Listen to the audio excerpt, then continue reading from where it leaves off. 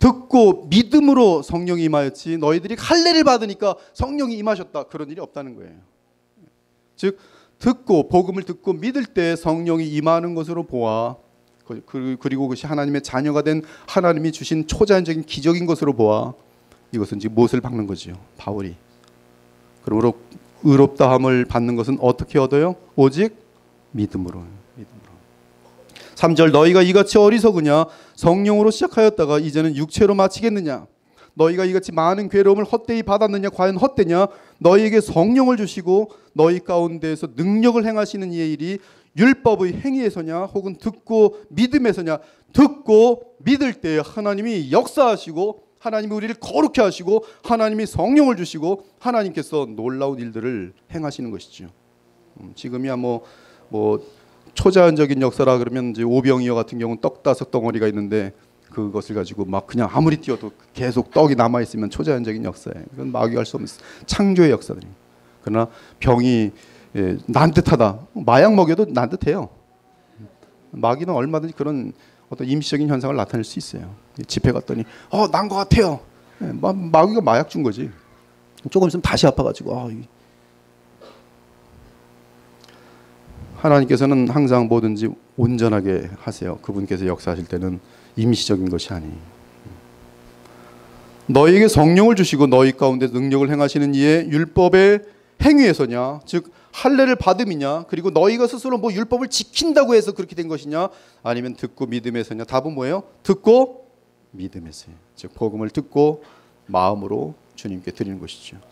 아브라함이 하나님을 믿음에 그것을 그에게 의로 정하셨다 함과 같으니라. 그런즉 믿음으로 말미암는 자들은 아브라함의 자손인 줄 알지어다. 또 하나님이 이방을 믿음으로 말미암아 의로 정하실 것을 성경이 미리 알고, 자 이방인이 어떻게 의가 되는가? 믿음으로 말미암아. 근데 이것을 성경이 구약에서 미리 알고 먼저 아브라함에게 복음을 전하되 아브라함도 복음으로 말미암아 의롭다함을 얻었습니다. 그는 자기의 배에서 허리에서 나게 될 어느 날 그 메시아, 그를 믿음으로 말미암아 의롭다함을 얻었어요. 마찬가지로 모든 이방인이 너로 말미암아, 즉 아브라함에게 주신 약속인데 그 약속이 지금 이 예수님이 오심으로 말미암아 창세기 12장의 약속이 또한 창세기 22장의 약속이 다 지금 완성되고 있는 순간들이죠. 그러므로 믿음으로 말미암은 자는 믿음이 있는 아브라함과 함께 복을 받느니라. 무슨 복? 바로 하나님의 백성이 되는 복, 그리고 하나님의 유업을 얻는 복. 하나님의 유업이 뭐예요? 하나님 나라죠. 하나님의 나라를 오늘도 누리는 복. 그리고 죽으면 주님의 나라 들어가는 것이요, 주님의 나라가 이 땅에 임할 때는 그 나라의 영원한 기업을 얻는 것이죠. 그것이 지금 유업이에요. 다 유업. 그 유업은 예수님이 오신 그때부터 믿음으로 말미암아 우리는 그 유업을 누릴 수가 있어요. 지금 영적으로 누리고 실적인 유업을 누리는 것은 예수님의 재림 이후로 영원히 누리겠죠. 더 무서운 것은 10절 무릇 율법 행위에 속한 자들은, 즉 율법을 지켜서 아니면 할례를 받아서 구원받고자 하는 자들은 저주 아래에 있나니, 그렇게 구원받고자 하는 자들은 완전하게 지켜야 되고 마음으로도 지켜야 되고 단 한 번도 실수가 없어야 되고요. 항상 10절이 무섭지요. 모든 요구사항을 항상 완전하게 행하지 않고서는 그 길로는 올 수가 없어요. 율법을 통해서 구원받고 싶으냐? 좋다! 그러면 너는 완전하게 율법을 지키고 마음으로도 완전하게 지키고 단 한순간도, 태어나는 그 순간부터 죽는 그날까지 한 번도 율법을 어겨서는 안 돼요. 그럴 사람 있어요? 없어요? 없어요. 그것이 로마서가 말하는 거예요. 아무도 율법으로는 구원받을 수 없고 오히려 율법은 모든 사람들을 죄 가운데, 죄 아래 두었도다. 그래서 심판의, 하나님의 거룩하신 공의의 심판의 타당성을 보여주는 것은 우리 부패한 죄인들에게는 율법이 정확하게 지금 보여주고 있는 거예요. 그래서 율법을 알면 알수록 우리는 절망감에 빠져들게 되고, 교만이요? 무슨 교만? 교만한 사람도 율법을 지금 공부 안 하는 사람들이에요. 율법을 잘 아는 사람일수록 나는 죄인 중에 괴수구나. 내게 구원의 길이 어디 있을꼬? 예수님밖에 없는 거예요. 예수님께 오면 나는 죄인인데도 나를 의롭다 여기시고 안아주시는 하나님의 손을 보게 되면서 예수님께 눈물과 감사로 한없이 믿음으로 사는 거예요. 3장 10절 무릇 율법 행위에 속한 자들은 저주 아래 있나니 기록된 바 누구든지 율법책에 기록된 대로 모든 일을 항상 행하지 아니하는 자는 저주 아래에 있는 자라 하였습니다. 저주는 구원받지 못하는 거예요. 죽으면 지옥 들어가는 거예요. 11절 또 하나님 앞에서 아무도 율법으로 말미암아 의롭게 되지 못할 것이 분명하니 아무도 안 됩니다. 그래서 세상 종교들은 다 불가능한 일을 하고 있는 것이에요. 뭐 도사가 앉아서 백날 뭐 폭포수 밑에 가서 도 닦는다고 구원을 받아요? 어림도 없는 얘기. 의인은 믿음으로 살리라. 율법은 믿음에서 난 것이 아니 율법을 행하는 자는 그 가운데서 살리라. 망하는 거예요. 그리스도께서 우리를 위하여 저주를 받은 바 되사. 왜 그리스도께서 저주를 받아요? 완벽하게 의롭게 사신 분인데 왜요? 우리를 위해서. 율법의 저주에서 우리를 속량하셨으니 13절 너무나 구체적이고 우리를 값을 치르고 사셨으니 하나님께 율법에 공의하신 그 공의를 만족시켜야 되는 하나님께 만족시켜드리고 우리를 사셨으니 왜? 우리는 결혼한 대상이니까 나의 것이니까 우리는 신랑 신부니까 예수님께서 자신은 의로와서 이 십자가의 저주를 받을 필요가 없지만 저에게 구원하시기 위해 자신이 친히 하나님의 아들께서 십자가의 저주를 당하시고 그 대가를 율법의 대가를 치르심으로 왜? 우리를 사랑하시고 우리의 머리시기 때문에. 그래서 저주를 받으셨어요. 십자가에서. 왜요? 우리를 의롭다 칭해 주시고 구원 주시기 위해서. 14절 이것은 유대인이나 이방인들에게 똑같이 이는 그리스도 예수 안에서 아브라함의 복이 이방인에게 미치게 하고 아브라함의 복이 지금 무슨 뭐 돈 잘 벌고 이렇게 해석하는 그런 아주 사건 목사들 이것은 아무 조금도 성경을 모르는 거예요. 아브라함의 복은 영생이고 그렇죠. 하나님 나라 들어가는 것이고 지옥에 떨어지지 않는 거예요. 아브라함의 복이 이방인에게 미치게 하고 그래서 우리 이방인들도 예수 그리스도를 믿음으로 하나님 나라 들어가는 것이죠. 믿음으로 의롭다 되는 것이죠. 근데 또한 뭘 받아요? 의롭다 된 자들은 뭘 받아요? 성령을 받죠. 이 부분이 왜 한국교회에서는 왜 강조가 안 되는지 모르겠어요. 믿음으로 예수 그리스도를 믿었습니다. 진심으로 믿었어요. 하나님의 은혜로 말미암아 내 안에 믿음이 생겨서 예수님을 나의 주로 영접하고 예수님을 나의 구세주로 영접하고 이제 나의 왕으로 믿었어요. 내 안에 누가 임하여 있는 것이에요? 성령이 임하여 있는 것이에요. 성령이 임하고 있고 성령을 따라 행하면 그의 삶은 거룩한 삶이 될 수밖에 없어요.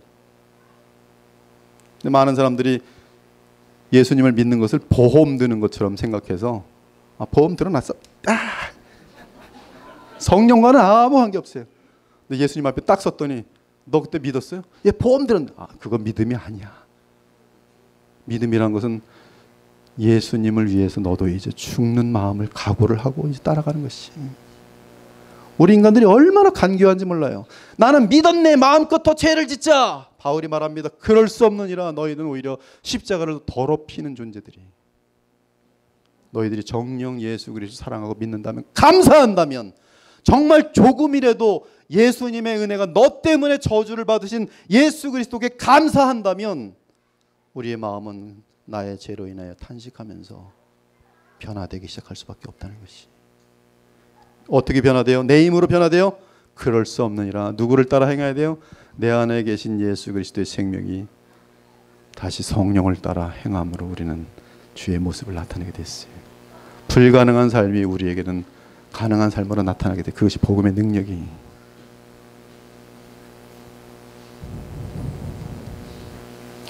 우리로 하여금 믿음으로 말미암아 앞에서는 의롭다함을 받았고 지금 14절은 3장 14절은 믿음으로 말미암아 성령의 약속을 받게 하려 함이라. 형제들아 내가 사람의 예대로 말하노니 사람의 언약이라도 정한 후에는 아무도 패하거나 더하거나 하지 못하느니라. 이 약속들은 아브라함과 그 자손에게 말씀하신 것인데 여럿을 가리켜 그 자손들이라 하지 아니하고 오직 한 사람을 가리켜 내 자손이라 하셨으니 곧 그리스도라. 지금 이 내용은 이삭을 바치는 시험에 합격한 다음에 또 하나님께서 말해 내 씨로 말미암아 천하 만민이 모든 이방인들까지 다 천하 만민이 복을 받으리니 아브라함의 복이 그들에게 임해요. 하나님의 나라에 들어가고 하나님의 땅을 차지하게 돼. 온유한 자는 복이 있나니 하나님의 땅을 차니.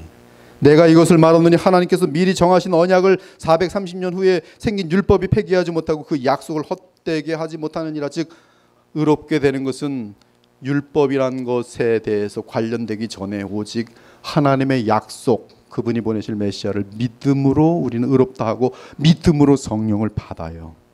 18절 만일 그 유업이 율법을 지킴으로 난 것이라면 약속에서 난 것이 아니라 그러나 하나님의 약속으로 말미암아 아브라함에게 주신 것이라. 19절 그런즉 율법은 무엇이냐 범법함으로 더하여진 것이라. 율법을 보면 볼수록 더 우리의 부패함을 알게 하신다. 운전 막 하는 사람이 딱 신호등에 자꾸 걸려갖고 가서 돈을 내야지. 내가 버릇이 나쁘구나 고칠 수 있는 것처럼, 내가 죄인인 것을 알 수 있는 것처럼 율법은 우리가 죄인이라는 사실을 알 수 있는 것이. 그러면 21절 그러면 율법이 하나님의 약속들과 반대되는 것이냐 결코 그럴 수 없느니라.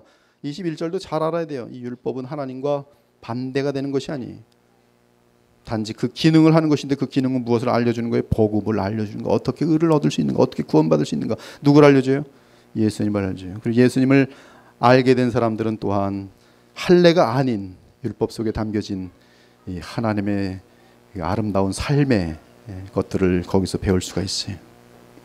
22절 그러나 성경이 모든 것을 죄 아래 가두었으니 이는 예수 그리스도를 믿음으로 말미암는 약속을 믿는 자들에게 주려 함이라. 믿는 자들.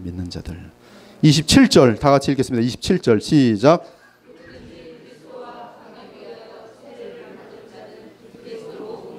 예, 여기 보면 그리스도로 옷 입었어요. 그리스도로 옷 입었다는 뜻은 그리스도의 생명이 우리에게 왔다는 거예요. 새 사람을 여러분 갈라디아서나 그 바울 서신을 보면 너희들이 새 사람을 입으라 그래요. 입으라. 지금 나는 있어요. 나의 생명도 있고 지금 아담으로부터 물려받은 생명이 있고 또 나의 나의 펄슨이라는 것이 있어요. 여기에 하나님께서는 성령으로 말미암아 그리스도의 생명을 주세요. 요한 1세에 하면. 그래서 그리스도의 생명을 입게 돼요. 새 사람을 입게 돼요. 우리의 속사람이 생겨나게 돼요. 누구든지 그리스도와 합하기 위하여 즉 연합한 자는 성령으로 말미암아 그리스도와 연합한 자는 그리스도로 옷 입었느니라. 29절 너희가 그리스도의 것이면 곧 아브라함의 자손이요 약속대로 유업을 이을 자니라. 약속대로 하나님의 나라를 오늘도 성령 안에서 누리게 될 것이며 예수님 재림 때 영원토록 하나님의 나라를 갖게 될 것이. 그러므로 제가 이 내용을 이렇게 심도 있게 다룬 이유는 앞으로 이 부분은 계속적인 도전을 받고 여러분들이 정확히 지금 오늘 붙들지 않으면 제1차 세계 기독교 총회 이것에서 흔들리면 그 사람은 저주받아요. 그래서 저는 이 부분이 지금 너무나 중요하기 때문에 오늘 이렇게 깊게 다뤄봤어요. 그러므로 예루살렘 총회의 결론은 구원은 오직 믿음. 오직 믿음 하면 뭘 받아요? 오직 의롭다함. 또 뭐 받아요? 성령도 받아요. 또 그럼 이 모든 것이 뭐예요? 오직 은혜예요. 오직 은혜. 그 믿음은 마음이 변화되는 성령의 역사와 연결되고 따라서 거듭난 사람이 되어 그리스도의 생명을 지닌 자들이 바로 그리스도이니 오직 믿음으로 의롭다함을 얻었으며 또한 그리스도의 생명을 지닌 자들 그들이 바로 구원받은 자들이. 근데 이 법적인 건 얘기하는데 그리스도 생명이 없어 보이는 사람들도 많이 있어요.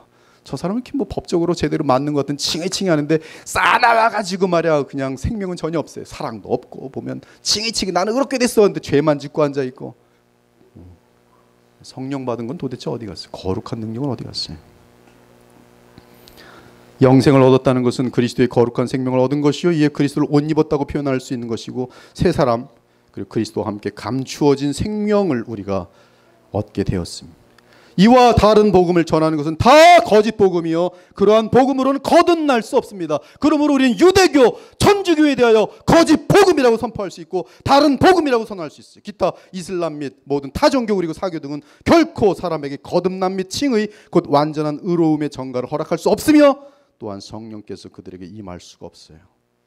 칭의는 그리스도가 우리의 머리로서 그분이 이루신 의를 하나님의 아들의 효력으로 자기에게 속한 모든 자에게 그들의 믿음을 매체로 하여 나누어 주는 것이 그 외 기타 구원을 얻는 데 있어서 오직 믿음, 오직 은혜 외에 다른 것을 추가하려는 자들은 거짓 복음을 만드는 것과 같기 때문에 저주에 속하는 것이.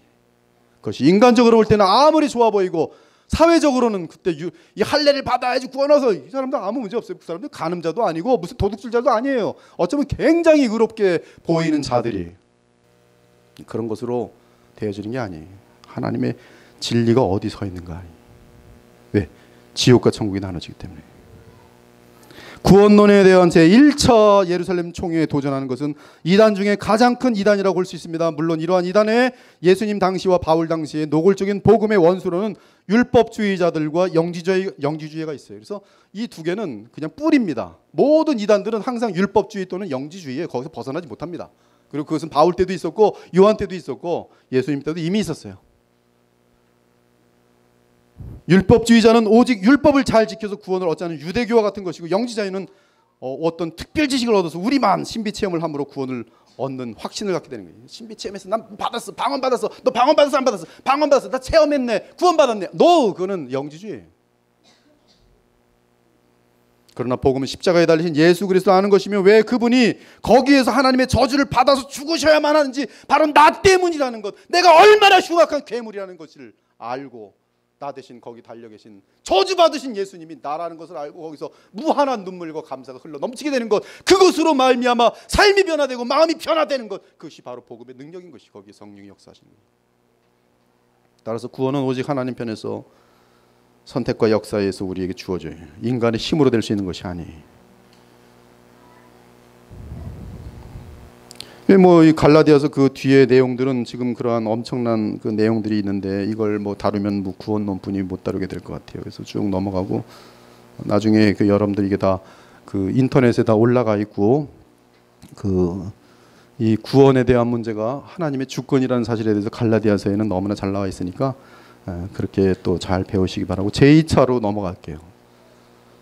2차부터는 신속하게 다룰 수밖에 없습니다. 지금 30분 정도, 제가 15분에 마치도록 그렇게 할게요. 제2차 기독교 총회는 325년 니케아 총회입니다. 영어로 나이시아, 니케아. 이것은 그 신론, 삼위일체에 대한 것인데, 하나님은 누구냐, 어떻게 존재하시느냐. 근데 여기 이단 배경은 아리우스라고 하는 존재가 등장하면서 그 아리우스를 따르는 자들이 많이 생겨서 아리아니즘, 다른 사람들이 생기면 이제 주의가 되죠. 무슨 주의? 존 웨슬리가 생기니까 존 웨슬리 감리교주의, 이렇게 칼빈주의. 여기도 아리우스를 따른 사람들이 교회 내에 많이 생겼어요. 아리아니즘. 근데 그 아리우스는 뭐라 그러냐면, 성경을 읽어보니까 예수님은 피조물이요, 오직 성부 하나님만 영원하시오. 여호와의 증인도 똑같이 얘기하죠. 아들은 가장 먼저 지음받은 피조물이며 최고의 피조물이고 모든 피조물 가운데 으뜸일 뿐이요, 아들은 아버지와 동일한 본성을 지니지 않았소. 아들이 하나님을 불린 것은 단지 영광스러운 직분을 얻었기 때문이요. 이것이 아리아니즘, 아리우스가 외쳤어요. 또 그 좀 이후에 사벨리아니즘이라는 등장합니다. 이런 한 명의 하나님이, 한 명인데 원 펄슨, 한 명의 하나님이 세 가지 방법으로 자신을 드러내신다. 따라서 예수는, 십자가에 달리신 예수님은 하나님 아버지다. 여러분, 이렇게 믿고 있는 사람 있으면 이단입니다. 하나님은 한 명인데, 지금 그 하나님이 땅에 내려왔으면, 지금 하늘은 비어 있고 땅에 내려와서 이제 십자가에 달렸으면, 십자가에 달려 있는 그분은 하나님 아버지다. 그래서 페트라 패셔니즘, 즉 아버지가 십자가에 못 박혔다. 그것이 사벨리아니즘이에요. 그래서 그 한 명의 하나님은 구약에서는 성부로, 예수님 때는 성자, 예수 그리스도로, 그리고 지금은 다시 싹 얼굴을 바꿔서 성령으로 지금 역사하신다. 성령, 성자, 성부는 다 한 명의 하나님이다. 사벨리아니즘, 모달리즘이라 그래요. 양태론. 얼마나 많은 사람들이 기독교 다니면서, 교회를 다니면서 양태론으로 배워 있는지 몰라요. 한 명 하나님이, 설명해 줄게. 삼위일체? 쉬워, 걱정하지 마. 한 명 하나님이 아버지도 하고 남편도 하고 아들도 하잖아. 그거야. 한 명이야, 한 명. 그래서 구약에는 이렇게 성부, 성자, 성령 하나님 한 분이 이렇게 얼굴 바꿔가면서, 아하. 사벨리아니즘, 모나키아니즘은 하나님은 오직 한 명 하나님 아버지이며, 예수는 세례 요한에게 세례받을 때 그리스도가 되시고 십자가에 죽으신 후에 아버지에게 아들로, 양자로 하나님이 택하여 주셨다. 유세비우스는 예수는 하나님과 비슷한 신성은 가지고 있으나 하나님보다 열등한 하나님이다. 마시도니아니즘은 성령은 인격이 아니고 하나님의 에너지로서 피조된 존재이다. 이 문제 때문에 이거 이단들이 막 교회에 막 그냥 기독교가 번져나가는, 복음이 번져나가는 곳에서 막 번져나가고 있으니까, 교회는 이 기독교 총회라는 것은 항상 이단들이 발생함으로 그 이단들에 대한 성경의 최종 결론을 한 교회가 내리는 거예요. 한 마음이 돼서. 그렇죠. 정통이에요. 325년에 니케아 총회에서 아리우스의 문제를 다루고 니케아 신경을 발표합니다. 그리고 아사나시우스의 그 주장을 받아들여서 그리스도는 아버지와 동일하게 영원하다. 그리스도는 시작이 없다. 아들과 아버지는 동일한 본질에 속한다. 그리스도는 아버지께 종속되지 않는다. 그래서 니케아 신경 발표에서 가장 중요한 단어는 뭐냐면 호모시아, 즉 그리스도는 아버지와 동일 본체다. 그 구절은 빌립보서 2장 6절, 그는 근본 하나님의 본체시나 하나님과 동등됨을 취할 것으로 여기지 아니하시고. 니케아 때는 아직 성령에 대해서는 정립되지 않아요. 그리고 주 381년에 콘스탄티노플 총회에서 삼위일체에 대한 최종 결의 성명서가 발표됩니다. 이때는 마시도니안이 성령에 대해서 막 회방하고 있을 때예요. 그래서 성령은 성부와 성자에게 종속된다. 즉 꼼짝 못한다는 거예요. 성령은 성자님 그렇습니까? 성부님 그렇습니까? 명령만 드십시오. 그럼 알겠습니다. 그러나 콘스탄티노플 총회에서는 성령은 완전한 하나님이시다. 결론은 니케아 신조의 추가 확증되면서 삼위일체론을 정립해버린 것이 주 381년 콘스탄티노플 총회예요. 성령은 주이시며 생명을 주시는 분으로서 아버지로부터 나오시며 아버지와 아들과 함께 동일하게 경배와 영광을 받으심에 합당하다. 그래서 나중에 이제 동방교회와 서방교회로 나누는 것은 성령은 누구로부터 나오는가? 동방교회는 아버지로부터만 나옵니다. 서방교회는 아버지와 아들로부터 성령이 나옵니다. 그걸로 해서 동방정교회 그리고 서방교회가 나눠져요. 여러분 굉장히 작은 것 하나로 그냥 쫙 나눠져요. 그리고 우리의 신앙 고백은 성령은 하나님과 아들로부터 나오시는 거로 지금 돼 있어요. 언제부터? 그리스도께서 주가 되신 이후부터 그리스도로부터 성령이 나와. 왜? 예수님께서 내가 아버지께로 가면 내가 아버지로부터 성령을 받아서 너희에게 보내리라. 다른 성경을 삼위일체를 설명하는 데는 제가 한 3시간이고 4시간이도 할 수 있어요. 가장 중요한 것은 하나님의 내면 세계 속에서는 복수가 돼 있어요. 창세기 1장에도 우리가 우리의 모양과 형상대로 사람을 만들고 남자와 여자를 만들고. 그래서 하나님, 근데 그 하나님 누구냐면 여호와 하나님. 여호와 하나님은 그 안에 복수 형태로 돼 있어요. 그런데 그 여호와 하나님은 하나님의 세계를 떠나면 외부에서 볼 때는 한 명으로 돼 있어요. 한 명, 한 분, 한 하나님이. 그래서 하나님이 기뻐하시더라. 주 하나님, 주 여호와 하나님이 기뻐하시더라. 거기엔 단수로 돼 있고 거기에 기뻐들 하셨더라. 그런 표현이 안 돼요. 복수로 돼 있잖아요. 여기에 우리가 영원히 알 수 없는 삼위일체 신비가 있는 것이. 삼위일체를 잘못 아는 사람들은 하나님이라는 무인격체가 뭐가 에너지 같은 게 있고 거기에 머리 셋이 있어서 성부, 성자, 성령 하나님이 있는 것으로 생각하는 삼신론이에요. 그건 이단입니다. 그것은 지금 이러한 것들은 어디서 나오는 겁니까? 성경을 1000번 만번 성령의 감동 가운데 읽으면 성경 전체에서 결론 내어질 수밖에 없는 것이 삼위일체예요. 조금이라도 거기서 벗어나면 성경의 다른 부분이 쾅쾅 다 무너지고 모순이 되게 돼 있어요. 성경의 절대적인 하나님의 계시 속에서 발견되어지는 하나님의 그 존재 양식은 삼위일체밖에 없어요. 그래서 우리는 오직 한 주가 계시고 한 하나님이 계신데 그 하나님은 성부 하나님, 성자 하나님, 성령 하나님으로 계시고 이분들은 서로 다른 펄슨, 위격으로 되어 있는 것으로 결국 찾아낼 수밖에 없어요. 그래서 예수께서는 내 뜻대로 마옵시고 아버지 뜻대로 하옵소서. 지금 아버지와 아들이 서로 구별돼요. 성령도 마찬가지. 그리고 예수께서 부활 승천하신 다음에 그가 자기 백성들에게 향하여 세례를 베풀 때 성부, 성자, 성령의 이름으로, 하나님의 이름으로, 하나님의 이름은 성부, 성자, 성령이고 구약에서의 하나님 이름은 여호와예요. I am, 나는 스스로 존재하는 자니라는 의미를 갖고 있는 주라는 뜻이, 주 여호와 하나님. 그분은 성부, 성자, 성령이세요. 그러므로 이는 성삼위 하나님께 찬송하는, 성삼위 하나님, 우리의 의식 속에는 성부, 성자, 성령에 대해서 성경대로 알지만 또한 동시에 그분을 나누질 않아요.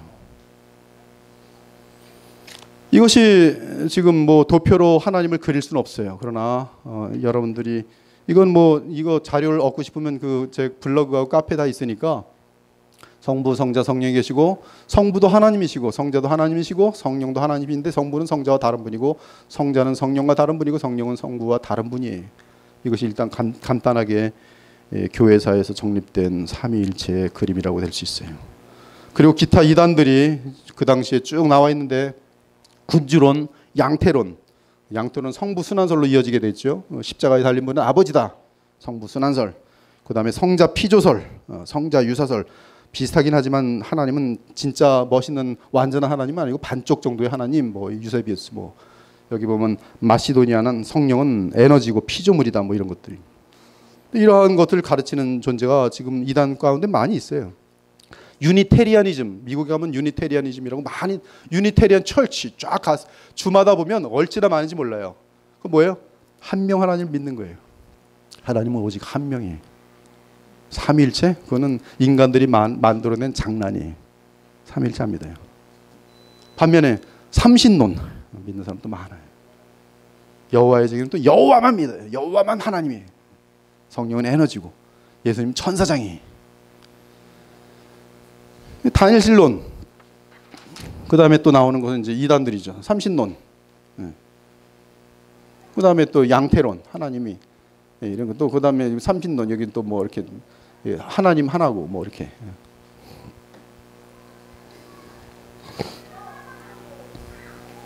그 다음에 제 3차 기독교 총회는 397년 칼타고인데요. 이때는 계시론이에요. 즉 처음에는 구원론, 그 다음에 성삼위 하나님에 대한 신론, 그 다음에는 이제 계시론이에요. 397년 칼타고. 제가 이제 칼타고를 처음 들었을 때가 1984년인가 그래요. 칼타고. 네, 애기 같은 심령이 칼을 타고 막 날아다니는 그런 그림을 한참 꿨어요. 칼타고. 애죠, 뭐 애. 근데 이 계시론에서는 뭐냐면 이 칼타고에서는 더 이상 계시는 없다는 거예요. 더 이상 계시는 없다. 정경. 그럼 만일 정경에 더하거나 감하는 것은 저주가 이 말. 이것은 계시록 22장에 있는 내용들이.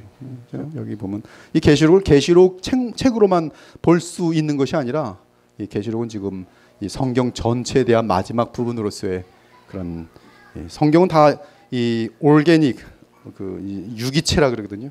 유기체. 따로 떨어져 있지 않아요.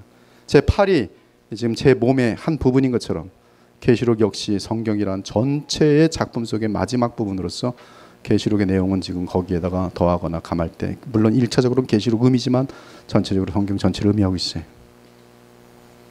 그리고 예수님이 마지막 계시인 사실을 합니다. 이 배경은 마시오니즘이 등장되는 거예요. 마시오니즘은 세상에는 두 개의 하나님이 계신데 구약의 하나님은 엄하고 무서운 하나님이다. 마시오니즘이에요. 신약의 하나님 자비롭고 사랑이 많으신 하나님이다. 그러므로 구약을 성경으로 여기지 않았어요. 구약 이거는 완전히 보니까 유대인의 책이지 이거는 나는 안 믿어. 신약만 믿는 사람들이 있어요. 마시오니즘이에요. 그 사람들은. 나중에 이원론의 뿌리인 마니키즘에 흡수됩니다. 마니키즘. 에비온파라는 것이 있는데, 에비온파는 모세의 율법을 강조하면서 바울의 글은 이건 이거 가짜예요. 모세의 율법이 제일 중요해요. 모세가 시키는 대로 지키면 되는 것이. 그리고 예수는 사람일 뿐 세례시의 성령을 받은 것이. 조속한 세상 종말을 외쳤어요. 몬타니즘은 이 세기에 그냥 굉장히 심한 금욕주라면서 심한 방언을 막 받았어요. 예언을 막 하고 끊임없는 지속적인 계시를 받아왔어요. 조속적인 종말을 외치면서. 다 이단적인 배경들이. 마니키즘은 3세기인데 메소포타미아에서 유래해가지고서 이원론의 뿌리가 되지요. 이원론 자체를 글쎄요. 온 우주는 영원히 빛과 어둠이며 하나님과 사탄은 다 영원하다는 이원론. 이원론이라는 것은 영원히 같이 존재한다는 거예요. 우리는 지금 같이 존재한다는 거 알아요. 그러나 마귀는 어느 날 예수님의 재림과 함께 영원히 불못으로 들어가고, 지금 우주를 다스리는 분은 마귀가 역사함에도 불구하고 하나님이시지 무슨 음양 뭐 그런 개념이 아닌 것이지. 마니키즘은 이러한 이원론으로 되어 있어요. 이들은 사도들이 예수의 가르침을 왜곡하고 있다고 그렇게 주장하면서 사도들의 글을 하나님의 말씀으로 받지 않았어요. 그리고 예수님의 몸은, 이원론이라는 것은 보이지 않는 것은 거룩하고 보이는 것은 더러운 것인데, 예수님께서 하나님의 아들이 만약에 몸을 입었다면 그 몸은 팬텀, 환상, 환영이지 사람이 실제 몸일 수가 없다는 것이. 그래서 도키티즘, 이단을 처음 배울 때 도끼 뭐지 우리 도키티즘. 영어로 보니까 도서티즘. 그 다음에 영지주의가 있어요. 영지주의 1세기부터 플라톤의 사상에 뿌리를 두고서 동양 신비주의와 접촉합니다. 접목이 돼서 신약을 강조하면서 그노시스, 로고스란 단어, 헬라어의 제일 중요한 단어인데 그거랑 접목을 시키면서 새로운 계시를 받는 경험을 하는 것이 바로 구원이다. 그래서 세상은 데미어지라는 하나님보다 열등한 신이 피조한 것이고, 하나님은 이 물질 세계는 더러워서 건드리질 않아야 되는 거예요. 그래서 하나님은 영적인 존재이기 때문에 이렇게 계시고, 그 하나님께서는 뭘 창조하실 때는 자기가 안 하고 데미엣지 시켜서 네가 해. 데미엣지는 그냥 큰 초라한 신이 그냥 제가 추잡한 일은 제가 하겠습니다. 그래서 창조를 했다는 것이죠. 그래서 데미어지에 의한 창조, 이것은 영지주의에서 나온 가르침들이에요. 이러한 하나님 말씀에 도전하는 것은 원리강론, 문선명, 몰몬경, 개인 계시론, 가톨릭 같은 경우는 여러분, 가톨릭은 성경을 믿지 않아요. 가톨릭은 성경 플러스 전통을 믿어요. 그래서 마리아가 무슨 애를 난 적도 없고 영원한 퍼페추얼 버지니티, 마리아가 어떻게, 이게 금욕주의가 들어가 있거든요. 어떻게 거룩한 여인이 성관계를 맺었겠어? 그건 말도 안 돼. 마리아는 영원히 처녀야. 마리아의 뒤를 쫓는 자들이요, 그거는 더러운 것이니까 다 수녀가 될지어다. 그래서 다 수녀가 되는 거예요. 거룩하면서. 남자들은 거룩 이게 남자의 본능을 이겨야지 거룩 사제가 되는 거예요. 결혼이 금화해지는 거예요. 다 이런 어떤 세상적인 그런 어떤 금욕주의에서 오는 거예요. 가톨릭에서는 이 제일 높은 권한을 갖고 있는 자가 누구냐면 교황은 말씀보다 높아요. 그래서 교황은 지금 사위일체도 선포할 수 있어요. 그래서 이 여성 운권자들이 1990년대부터 테레사를 중심으로 해서 전 세계적으로 수백만의 사인을 얻어갖고 교황청에 낸 게 있는데, 그래서 이제 그 타임즈하고 이런 데 갔는데, 과연 교황청에서는 엄마 하나님을 받아들일 것인가? 사위일체, 하나님 아버지가 있어야지 하나님 엄마는 왜 없는 거야? 이거는 완전히 남성주의의 삼위일체야. 아들만 있고 아버지만 있고 성령만 있고, 이건 남성주의야. 이건 유대교에서 만든 거야. 하나님 어머니가 분명히 있어야 돼. 하나님의 딸도 있어야 되고. 여성 하나님이 누군가? 마리아. 그래서 마리아는 신으로 승격시키. 그래서 마리아를 신으로 승격시키고, 마리아는 더 신격되었고, 마리아가 있으려니까 아버지, 엄마, 아들, 딸. 내 딸 역할, 엄마 역할은 마리아가 다 하는 거지. 이렇게 사위일체.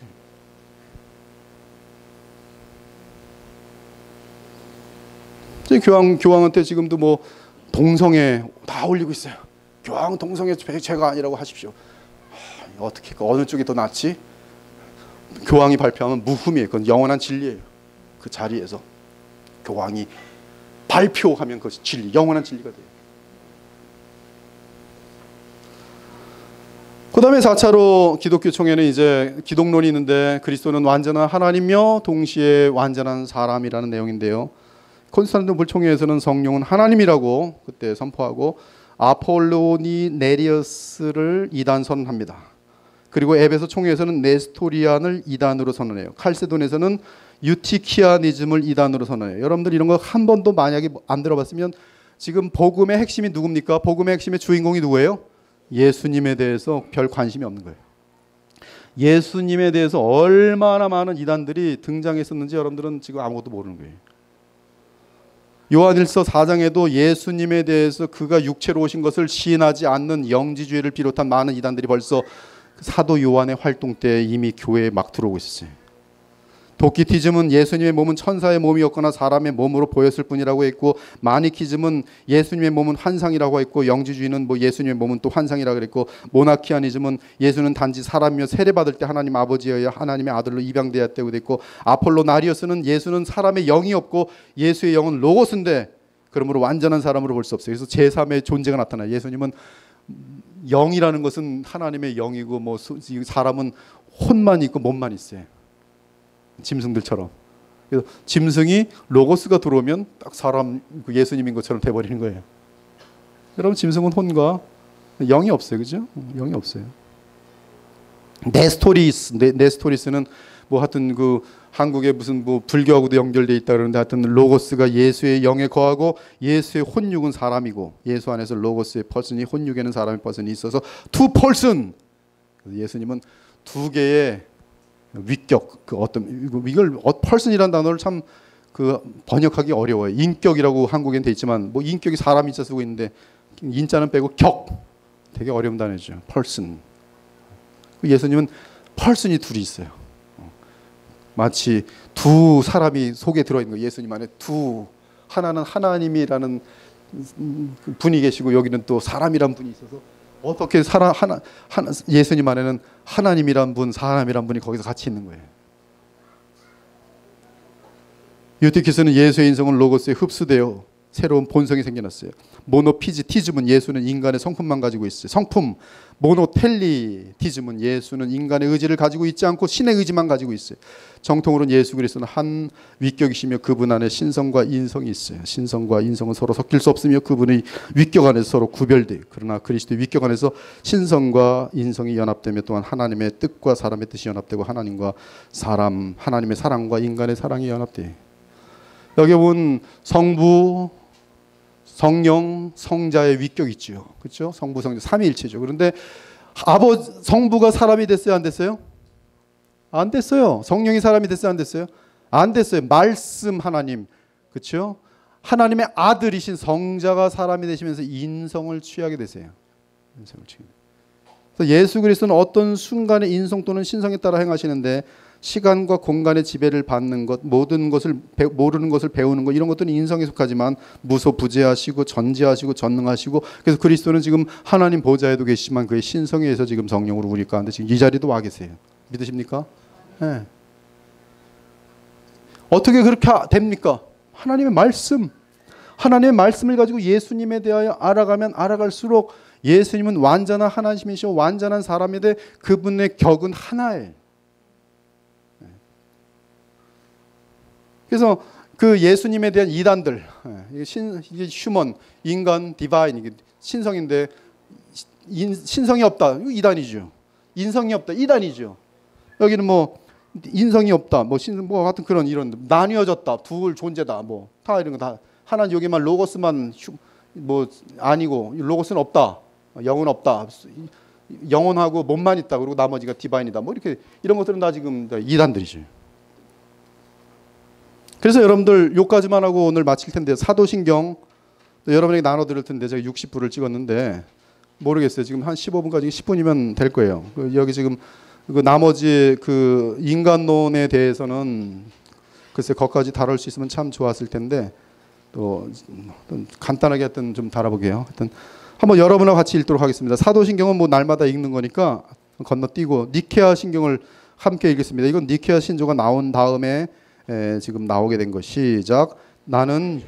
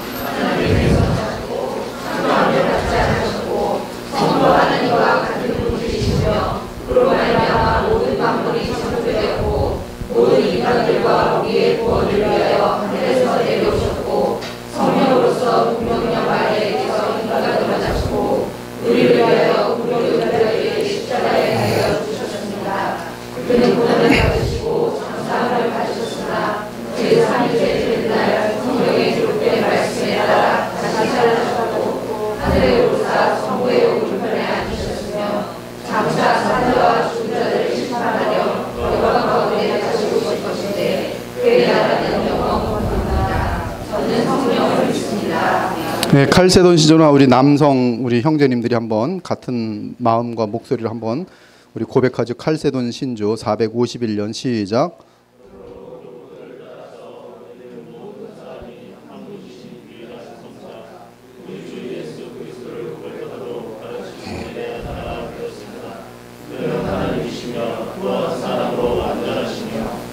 실제로 하나님이시며 또 실제로 사람이시며 당위적인 영혼과 몸을 가지고 오셨습니다.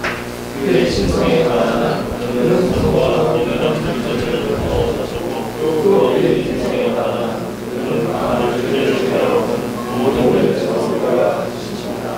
시작이 시작하기 전에 그의 신성은 성령으로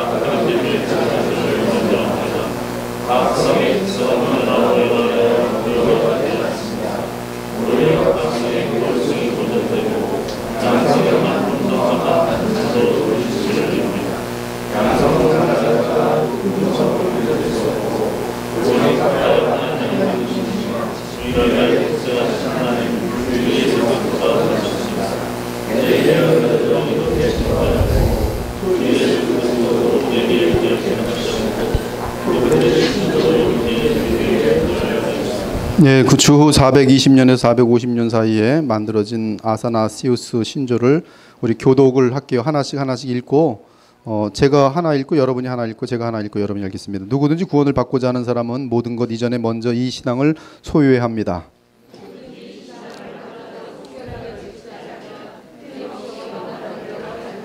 이 신앙이란 다음의 것들입니다. 삼위 자체가 일체이시고 일체 자체가 삼위이신 유일하신 하나님을 믿는 것입니다.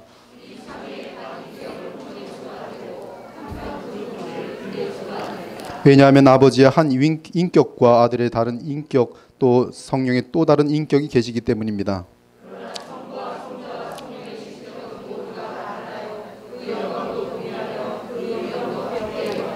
성부와 성자와 성령은 모두 스스로 존재하십니다.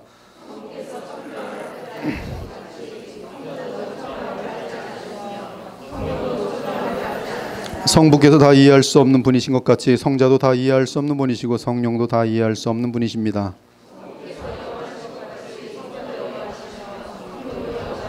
그럼에도 불구하고 그들은 세 영원한 분들이 아니시며 한 영원한 분이십니다.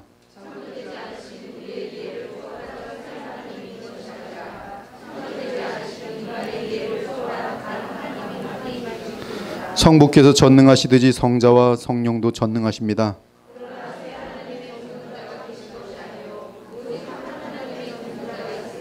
성부가 하나님이시듯이 성자도 성령도 하나님이십니다.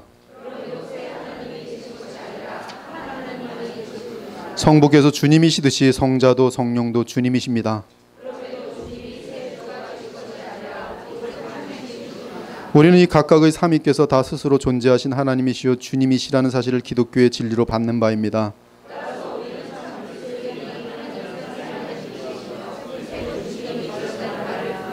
성부는 그 무엇에서 만들어지지 않으셨으니 곧 창조한 받지도 않으시고 나지도 않으셨습니다.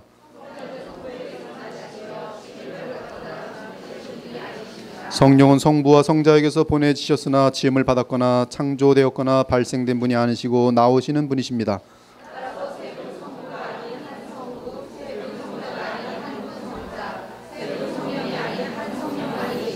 23절 같은 경우는 굉장히 말 표현이 하나는 제너레이시고 하나는 프로시드라고 되어 있는데요.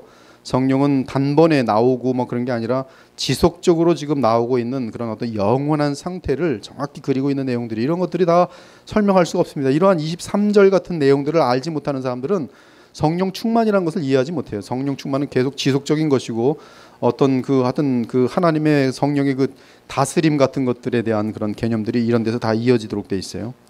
25. 이 삼위에 있어서 그 어느 한 위가 다른 한 위에 앞서거나 뒤에 계신 것이 아니며 어느 한 위가 다른 이보다 크거나 작을 수도 없습니다.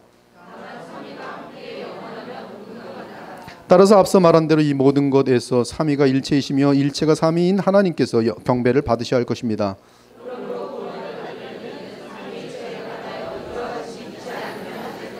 동시에 영원한 구원을 얻는 데에는 우리 주 예수 그리스도의 성육에 대하여 올바로 믿어야 합니다.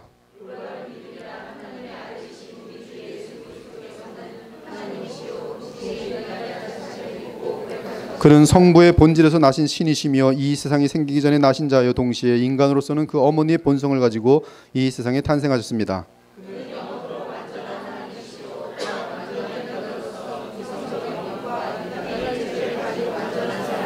신성으로서는 성부와 동등되나 그의 인성으로서는 성부보다 낮으신 분이십니다.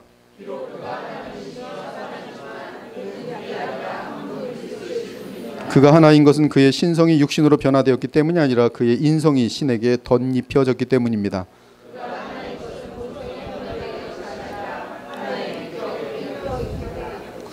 예, 그 그리스도 안에서 그 지금 어떤 그 하나님의 신성과 그 인성의 어떤 연합을 그러나 그리스도는 한 위, 그래서 하나 성삼위 위에서의 그 위는 바로 사람이 되시면서 완전한 사람이 되시면서 그 안에서 완전한 사람이 있게 되는 것이 한 인간이 영혼과 육신을 가졌듯이 한 그리스도께서는 하나님이시요 동시에 인간이 되십니다.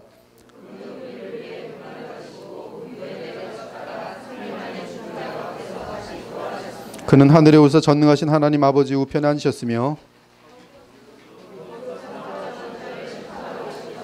그가 오실 때 모든 사람들은 육체로 부활할 것이며 그리고 선한 일을 행한 자는 영생으로 나가고 악을 행한 자는 영원한 불에 들어갈 것입니다.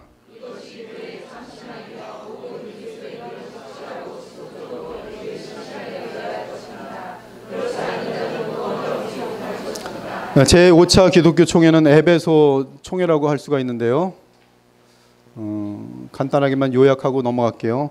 인간은 완전한 죄인이라는 것이, 그래서 어거스틴과 펠라기우스가 싸우게 되는데, 펠라기우스는 완전히 그냥 그것은 조금도 기독교 속으로 들어올 수 없는 것이, 그 펠라기우스는 사람은 선하게 태어나며 구원을 받을 만한 선을 행할 수 있다는 것이고, 어거스틴은 타락 이후로 인간은 죄로 태어나고 그러므로 구원은 완전한 하나님의 은혜로만 가능하다. 그리고 이 은혜는 오직 택자에게만 주어진다. 그리고 이 어거스틴의 이 인간론에 대한 그 가르침은 교회에서 어거스틴의 손을 들어줬고, 그 다음에는 이제 존 칼빈으로 이어지게 되는 것이, 그리고 그 중간 펠라기우스하고 어거스틴 사이에 뭐 세니 펠라기우스, 뭐 세미 어거스틴 뭐 이런 것들이 등장하는데요. 하여튼 그 어거스틴은 뭐냐면 그 타락 전에는 able to sin, 그 죄를 범할 수 있는 상태. 그 다음에 타락 이후는 not able not to sin, 죄를 안 지을 수 없는 상태, 죄만 짓는 상태. 그 다음에 구원받은 다음은 able not to sin, 죄를 짓지 않을 수 있는 상태, 여러분들이에요.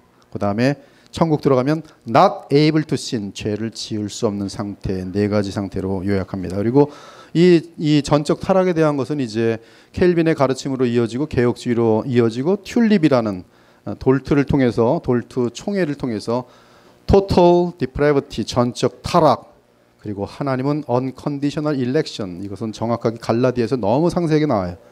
그리고 limited atonement, 예수님께서는 아무나를 위해서 죽은 게 아니라 하나님께서 영원 전부터 택하신 그 분명한 대상들을 위해서 죽으셨고, 요한복음 17장 irresistible grace, 하나님께서 은혜를 베푸시는 자는 거역할 수가 없고 어떠한 방법으로든 주님께 돌아와서 주님의 자녀가 된다는 것이고, 그리고 주님의 자녀가 된 자들은 하나님이 놓쳐요, 안 놓쳐요? 안 놓쳐요. perseverance of saint, 왜냐하면 그를 구원한 손은 전능하신 손이기 때문에 결코 놓을 수가 없어요. 그러나 인간들이 볼 때는 이 가짜들이 들어왔다가 한 20년 동안 교회 다니다가 나가니까 진짜인 것 같았는데 왜 가짜가 됐지? 아, 사람은 구원을 잃는구나. 아니에요. 요한일서를 보면 그는 처음부터 우리에게 속한 자가 아니었다고 말하고 있어요. 그래서 저도 항상 그렇게 봐요. 끝에 가서 보면 아는 거예요. 끝에 가서. 인생 끝에 가서. 그리고 교회론 도나티스가 있는데, 교회 없이 구원의 길이 있다. 성경은 교회, 참된 복음이 선포되는 교회가 이 땅에서 얼마나 소중한지, 그리고 이 땅의 교회는 하나님의 나라와 연결되어 있음을 알려주고 있어요. 그리고 종말론, 그리고 21세기 이단의 성격 방향, 21세기 이단의 성격 방향은 정경에 도전하는 것이 앞으로 계속 많을 거예요. 성경 자체를 도전할 것이. 그래서 번역도 지금 뭐 공산주의자들도 번역하고요, 별 인간들이 다 해요. 지금 요새 동성애자들도 성경을 번역하고 있어요. 지네들 맞게끔 바꾸려고. 이단들도 성경 많이 번역해요. 옛날에 그 워치만니도 보면 성경 번역을 다 했어요. 여기 보면 다 영으로 바꿔요. 다 영. 6혼 0인데 다 영으로 바꾸고 혼 뭐 다. 이단들도 열심히 지금 성경하고 있어요. 성경 권위를 무너뜨리는 거예요. 그리고 이제 인본주의 박애 정신이 다시 등장할 거예요. 그것이 뭐예요? 바벨론. 창세기 11장. 우리가 다 같이 하나가 되자. 우리가 서로 알아줘야지. 하나님은 우리 틈에도 끼지 못하게 하는 거예요. 하나님이 없는 인간들의 연합이 점점 더 커질 거예요. 그것을 위하려면 관용해야 돼요. 아이 뭐 다 죄 다 그렇지 뭐 다 들어와. 상대주의. 너는 너대로 생각하고 우리는 우리대로 생각. 그러나 단지 피해만 주지 말자. 그리고 임의의 성경 해석, 종교 다원화, 종교 통합, 그리고 그리스도의 가짜 그리스도들의 적 그리스도가 이제 등장했지. 그럼 우리의 답변은 무엇인가? 교회 역사 가운데 교회가 말씀과 성령으로 하나가 되어 남긴 바른 교리를 기반으로 삼아야 돼요. 교리 우습게 하는 자들, 그 사람들은 위험한 사람들이, 교만한 사람들이, 감히 하나님의 교회가 일치가 되었을 때 후대들을 위하여 그들이 혹시나 잘못된 길로 갈까 두려워 남겨놓은 이 거룩한 유산들을 자신들이 건방지게 단큐의 유명세를 가지고 갈라내요. 교만에서나 나오는 것이지. 우리는 교리를 붙들고 있어야 돼요. 교회의 역사가 남겨놓은 교리들. 그것은 교회의 작품이, 하나님의 작품이.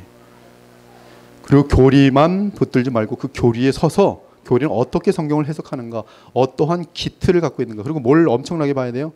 성경을 엄청 봐야 돼요. 그래야지 성령께서 우리를 역사해서 뭐가 나타나요? 성품이 나타나야죠. 성령이 역사하셔야죠. 예수님을 닮아 가셔야지요. 그래서 하나님과의 동행이 이제는 점점 악하여질수록 크리스찬들은 더욱더 예수님을 닮아가면서 똘똘 뭉쳐야 될 때가 지금 다가오고 있어요. 그래서 성령을 통한 그리스도와의 신비적인 연합이 우리 모두에게 공동체 차원에서 막 흘러 넘쳐야 됩니다. 기도하고 마치겠습니다. 하나님, 이제 마지막 때가 되면 참복음을 믿는 자들이 많은 고난을 받을 가능성은 점점 짙어가는데 저희들로 하여금 진리에 서게 하시고 잠깐 있다 없어지는 이 세상을 위하여 살지 말고 영원한 나라 주님을 만나 뵙는 그 날을 바라보면서 정말로 하나님 말씀에 온전히 서서 힘차게 달려갈 수 있도록 저희들을 붙들어 주시옵소서. 우리를 긍휼히 여겨주시고 주의 말씀을 사모하는 마음이 지극히 크게 하시며 정말 사슴이 시냇물을 향하여 갈급함같이 저희들은 쉬지 않고 주의 말씀을 향하여 사모하며 갈급하게 하시고 그 말씀을 통하여 우리에게 주시는 흘러넘치시는 성령의 역사로 말미암아 우리의 생명이 정말 날마다 하나님의 뜻을 행하는 온전한 삶을 살아가는 살아 숨쉬는 주의 백성들이 다 되게 하여 주시옵소서. 오늘 이 말씀을 들은 영혼들이 다시 한번 진리 가운데 서는 확신과 기쁨을 갖고 일어서게 하여 주옵소서. 빛을 비치게 하여 주옵소서. 살아계신 우리 주 예수 그리스도의 이름으로 기도 올려나이다. 아멘. 예, 감사합니다.